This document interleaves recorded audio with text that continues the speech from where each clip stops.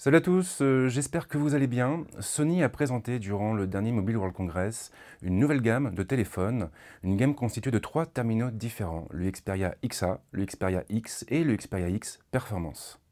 Le Xperia X ne sortira pas avant le mois prochain, mais Sony a accepté de me prêter un exemplaire pour que je puisse vous le faire découvrir en avant-première. Comme à l'accoutumée, on va commencer par les caractéristiques techniques de la bête.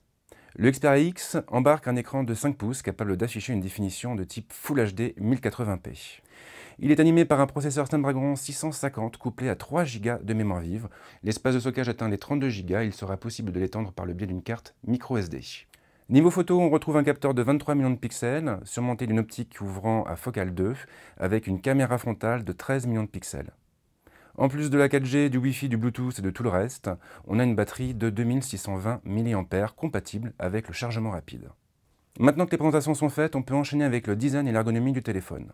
À l'image de ses prédécesseurs, le Xperia X joue la carte de l'omnibalance. Toutefois, contrairement à ses petits camarades et au Xperia X Performance, il sera incapable de résister à la poussière et à l'eau. Le téléphone est bien équilibré et il est très agréable en main.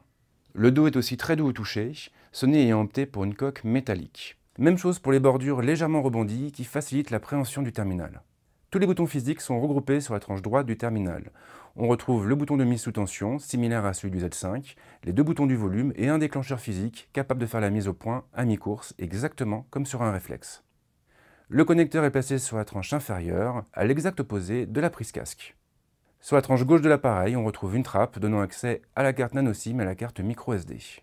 L'écran est imposant et encadré par deux haut-parleurs. Sony promet un son ample et puissant, mais il faudra attendre mon test pour savoir si la promesse est tenue.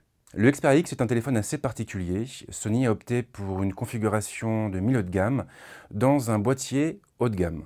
Conséquence directe, le terminal est proposé à un prix nettement plus attractif que les superphones du marché.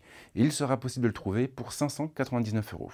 Mes premières impressions sur le terminal sont assez positives, mais je réserve mon avis final pour le test. En attendant, si vous ne voulez pas louper mes prochaines vidéos, eh bien il faut vous abonner à ma chaîne.